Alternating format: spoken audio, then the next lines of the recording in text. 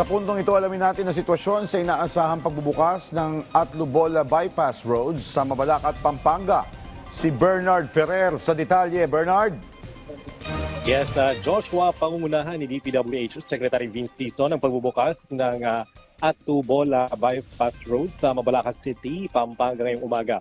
Layunin ng proyekto na magbigay ng alternatibong ruta na direktang mag-uugnay sa Mabalacat City at sa NLEX Santa Ines Exit na makatutulong na mabawasan ang traffic congestion sa lugar.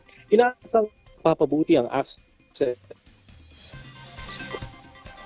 sa expressway sa mga motorista. Cool ka, Bernard? Bernard? Alright, subukan natin balikan mamaya si Bernard Ferrer mula dyan sa Mabalacat, Pampanga.